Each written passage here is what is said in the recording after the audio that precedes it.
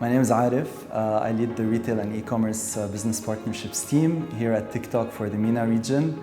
My background is mixed. I spent 13 years in FMCG, fast-moving consumer goods, and then pivoted to retail around the pandemic. And since then, I fell in love with this industry.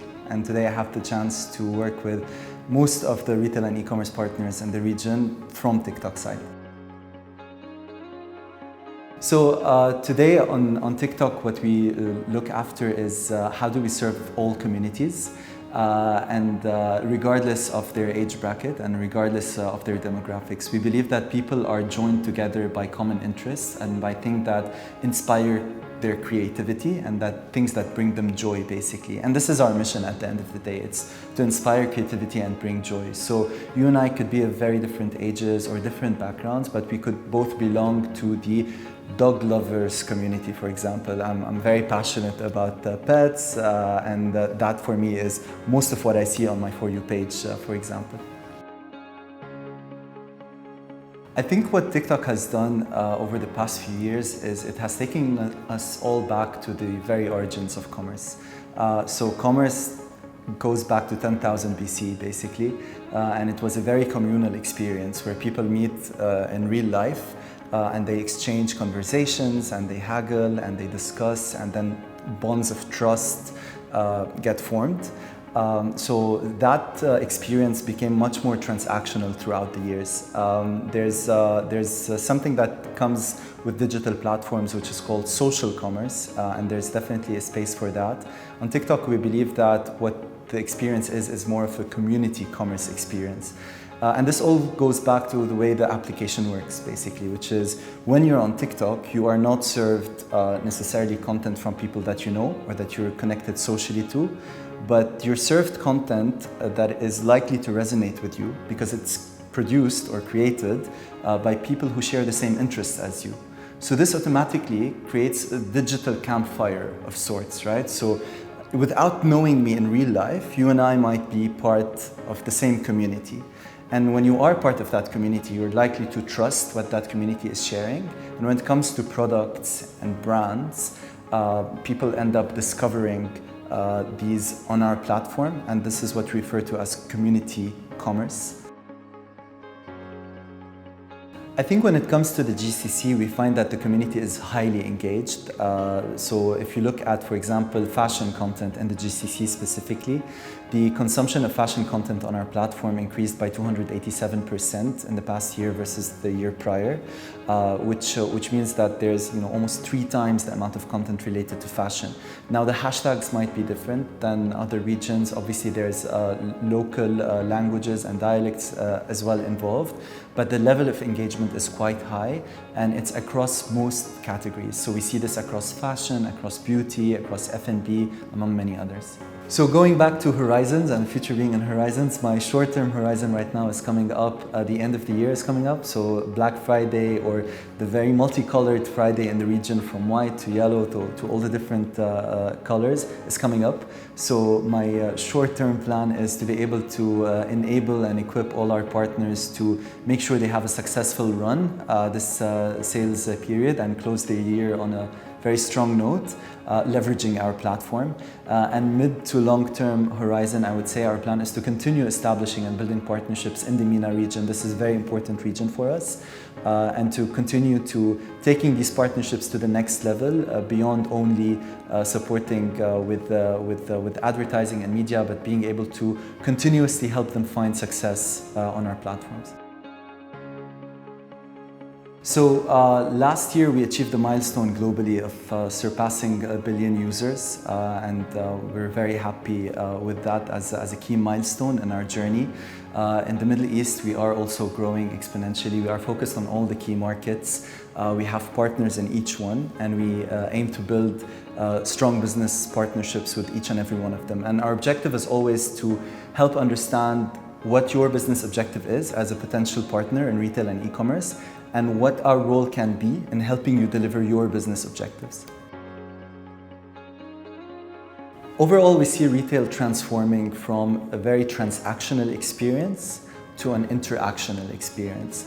And TikTok has a fundamental role to play in that because of the nature of the platform, which in itself lends itself to community commerce. It brings people together, and in that sense, the interaction that comes with it is very high. One example on this is TikTok made me buy it.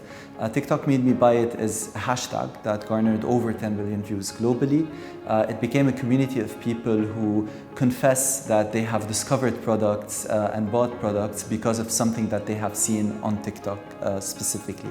There's also TikTok made me do it, for example, which is very, very relevant for the F&B part of the retail industry.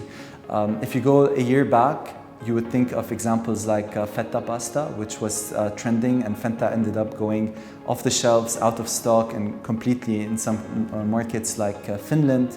In the past year, that moved to salmon rice bowl, so everybody started following that because of Emily Mariko, one of the creators.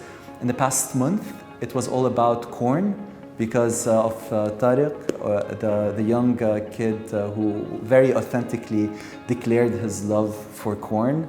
And very recently, my FYP is full of butterboards. So this is one of the things that are trending. So there's always new things to figure out and always new things that the community on TikTok is discovering and bringing to life. The intention of the podcast was to shed light on the very interesting conversations that are happening in the sphere and space of retail and e-commerce. We believe the conversation was slightly overshadowed since the pandemic in a very singular angle, which is all about physical versus virtual worlds. But there's so much more happening in the world of retail and e-commerce. So we wanted to take back that conversation in a way with our partners, with industry leaders, without us enforcing our own perspective, but really figuring out what different leaders think the future of retail is. And the insight behind that, which came out of a conversation with one of our partners, is what do you mean by the future of retail? The future is made of horizons. The future could be tomorrow, it could be a year from now, or a decade from now, or a far longer horizon than that. And these different horizons bring us very different versions of retail and where that would be. So we've launched the podcast across all major digital streaming platforms. The first couple of episodes are up and running. We have guests from the likes of Shalhoub Group, Yux Net-a-Porter, Majid Al-Futtaim, InstaShop, SixStreet.com, among others. I think for us, the key strategy is to continue standing for what we are, which is authenticity. That is the language that we believe people communicate with when it comes to the platform, and helping our partners communicate with the same language. We often say don't make ads, make TikToks, because when brands and business partners come on our platform, we want them to be able to communicate with their potential communities or their potential customers in the same way that resonates with our audiences, basically. And it's quite true to human nature and what resonates with us. There has been over a decade in the past where we would be directed sometimes by what social graphs tell us. This is, the unattainable level of beauty that you should aspire to because this person has few million followers. When it comes to TikTok, it doesn't matter how many followers a person has. We believe anybody can be a content creator as long as they are communicating authentically. Then they have a right to play on our platform.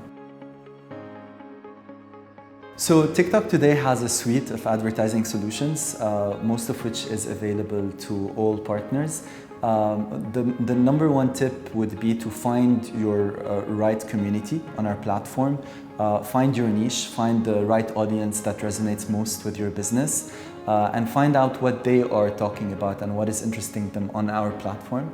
And second of all, the second tip would be all about balance. So when it comes to marketing, the traditional way is a marketing funnel that starts with awareness, then consideration, then moves into conversion. TikTok makes it easier in a way by collapsing that funnel and turning it into some sort of a flywheel where you can discover a brand or buy a brand that you're not very aware of, but buy it because you saw it on TikTok. And what our advice would be is find the balance between advertising solutions that drive awareness, such as top view, such as top feed, among others, and those that drive conversion, which we have a suite of those as well, such as dynamic showcase ads, which allows be it entrepreneurs or established partners to showcase their product catalog on our platform.